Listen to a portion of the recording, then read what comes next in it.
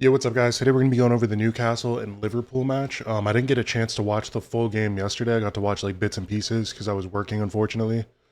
But I did go ahead and watch the full game this morning when I had my coffee and just sat there and really wanted to like take this whole game in because from the bits and pieces that I did see, this could be one of the games of the season for sure. This had absolutely everything going on. Like I was getting overwhelmed at work and I wasn't even able to watch the entire game. Like I was just watching here and there while I was doing stuff, and it was just incredible.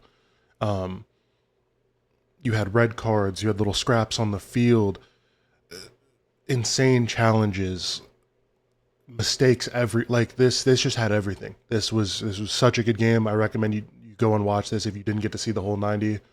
Um, Absolutely insane game with an incredible finish. So let's go over some of the stuff that happened in this game.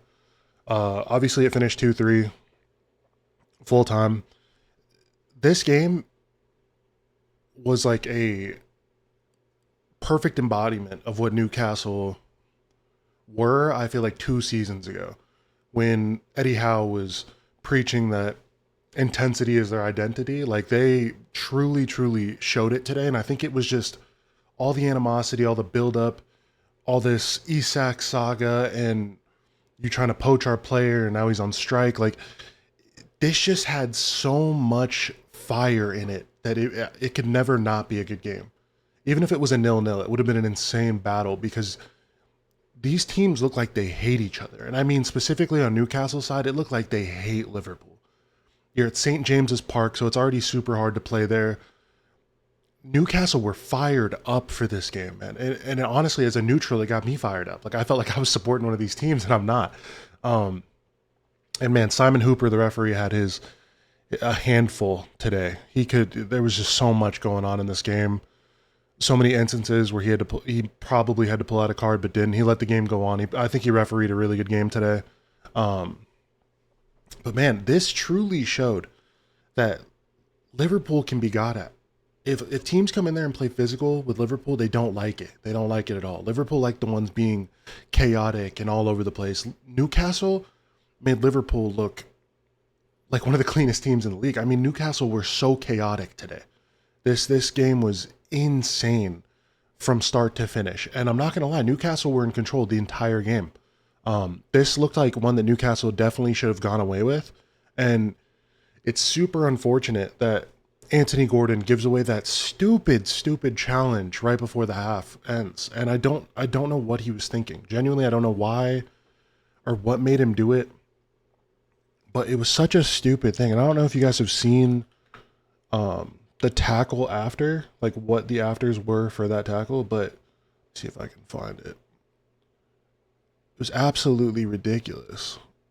The damage that he truly did to his leg. And I can't,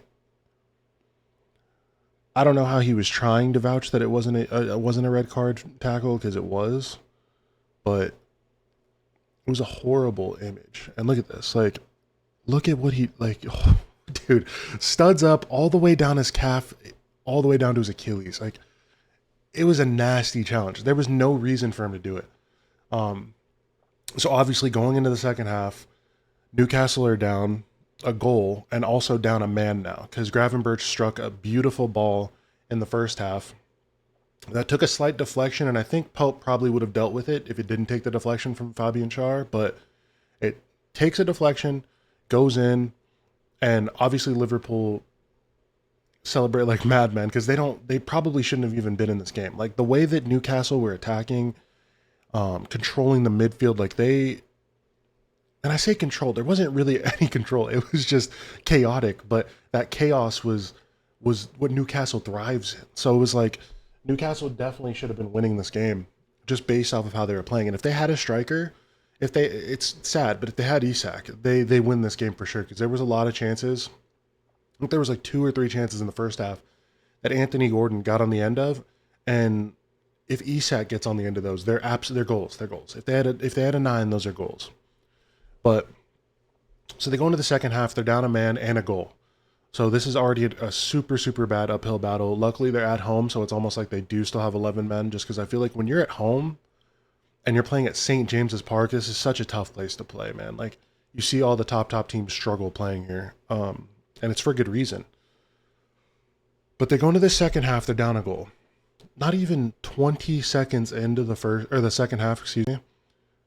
Ekatike gets a fortunate bounce from a Gakpo shot. Gakpo shot takes a deflection, comes straight back into Gakpo's path. He lays it off to Ekatike. Ekatike bangs it. Um, and obviously the Newcastle supporters hate seeing that because they were scouting Ekatike from, I think when he was at PSG, they were scouting him. So they've wanted this guy for a long time, and he chooses Liverpool, similar to how Isak is wanting to choose Liverpool. So obviously they don't like Ekatike. A lot of the times when he passes the ball out of bounds or he has a bad foul, they boo him, they chirp him. Like there's so much animosity and hatred towards this Liverpool team from Newcastle, and I get it. I completely understand it. But uh yeah, Ekatike had a really good game. They showed Szoboszlai in a 6.4. I don't think Szoboszlai was like super influential. Like he didn't have a fantastic game, but he played a really good game at right back. I mean, this is a guy who plays in the center of mid. Center mid. Jesus. Can't even talk today. Excuse me. Plays in the center of the park normally, and he had to play at right back today because they don't have Frimpong. And he played a really, really good game. So obviously he has a massive dummy that leads to the winning goal, but we'll get to that. Kunate, man. Dude. Kunate had a horrible game. This guy is just full of mistakes, and I don't know if it's because his head is in Spain or if he's like mentally worried because they're talking about getting Mark Gahey, and maybe he's like, why do you guys need Gahey? You have me. But the Bournemouth game and this game is just, they have not been convincing at all from Konate. He has looked a shadow of his former self. I used to think he was extremely good. I still think he's good, but he just has so many mistakes in him, and it's almost like his mind goes array in the middle of a game, and I just don't understand. Van Dijk having a 6.9, super harsh. I think Van Dijk had an incredible game. If you go back and you watch this, he definitely has the hardest job on the field. He is obviously Liverpool's captain, but he's almost like a manager on the pitch. He's controlling all these. It's like he's playing FIFA. Like he's controlling, yelling the entire time, telling people where to go, moving his line up, telling certain players to move here. And he just has the hardest job on the pitch. So mad respect to Van Dijk, man. Absolute Rolls Royce of a defender. I know he had a rough time against Bournemouth, and I'm pretty sure in my video I said that his age is starting to catch up with him. I don't know if this guy's going to go anywhere anytime soon. It looks like he could play for the next 3 or 4, 5 years even. Like he's just so smart and intelligent on the pitch. I wouldn't be surprised if he's a coach after his football days are done. Man, he is just so good. And I think he's going to lose his head with Kirkes, because he would lose his head with Trent a lot of the time. And if you think Kirkes is a better defender than Trent, you might be drunk, dude. They're on a very similar level to where it's like Kirkes. It's like he's not. You can tell he's a strong kid. It looks like he just gets bullied and bossed around on the pitch all the time, and his silly defending leads to the first goal for Newcastle. And it's just, if you go back and you watch it, man, he is almost boxing out Bruno, but the wrong way, and he's facing his own goal. There's no part of this where he's defending, and if anything, he's just a springboard for Bruno to jump on his back, heads it in the goal. And I love when Guimara scores, because he's an absolute embodiment of what Newcastle fans are, and just goes bonkers. He fucking shaking his arms. He loves it, man. So Bruno had an excellent game today. He didn't slow up a little bit. Like the same amount of energy he had in the first minute was the same amount of energy he had in the 110th. Like this guy's a madman. He would be insane in, I think, every team in Europe. I'm going to be honest with you. He's immense. He's such a good midfielder. So you understand why the fans love him and Joelinton so much, because they like embody Newcastle. Like the intensity, they keep it up the entire game, and they're brilliant midfielders. So yeah, Bruno gets that first goal in the 57th minute. The St. James's Park goes absolutely mental, and you can see that Liverpool, kind of almost lose themselves once they scored that first goal. It's like they definitely weren't as composed, and Liverpool only had to hold on. You're up 2-0. You're there. Newcastle's down a man. Just defend and play well, play smart, and you guys have this game in the bag. Uh, but Osula, the goal that he scores is off of another Kunate mistake. So Nick Pope takes a free kick, really, really good free kick. Puts it into a dangerous area. Kunate has Dan Burn on him, and has to deal with this massive tower of a man in front of him. And Kunate's a big dude too, but Dan Burn is like 6'7", 6'6". He's huge, dude. And Kunate can't deal with it. Dan Burn doesn't really deal with it either, but it slides off Kunate's back right into this position here.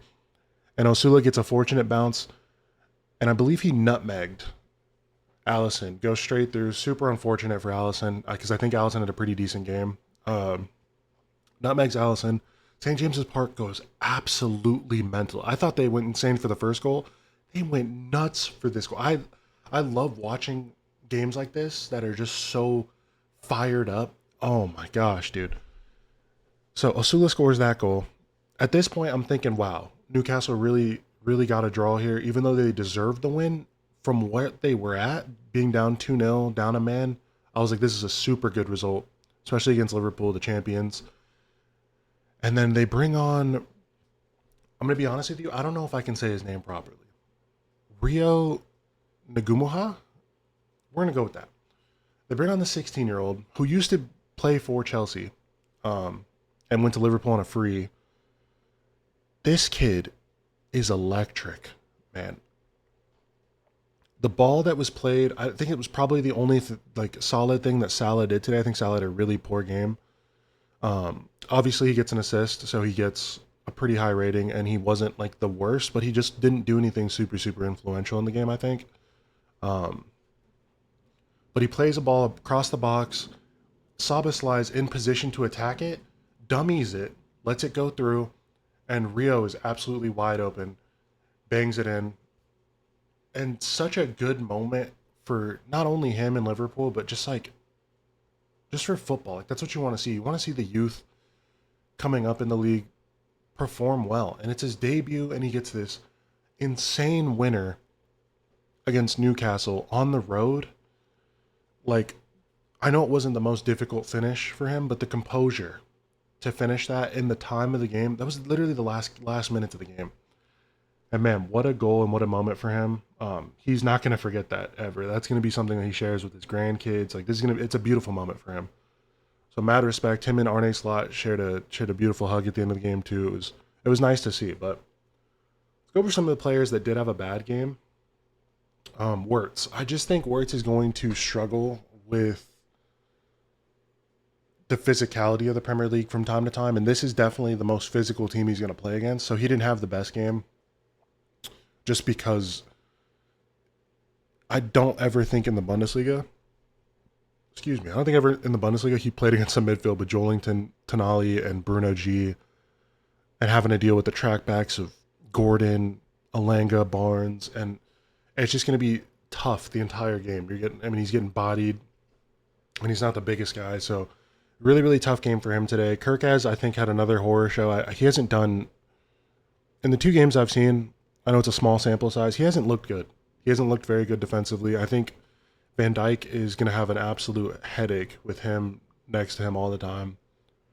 So I don't know. It may be like a structural thing. It may be how he's playing alongside with Gakpo, because Gakpo is also similar to the way he plays. Like, they're both touchline guys, and he can't play. He has to do inverted runs. So he wasn't doing that at Bournemouth, so I don't know if he's going to be able to cope with that, but he's going to have to figure it out and adapt, and I think he will.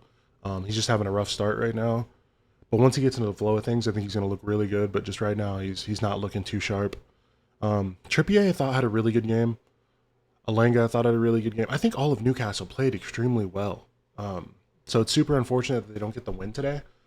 I definitely think they deserved it. But like I said, if you guys didn't get to watch this full 110-minute game, I highly, highly recommend go back and watch this full thing. I just watched the full game on NBC Sports. You can watch the replays.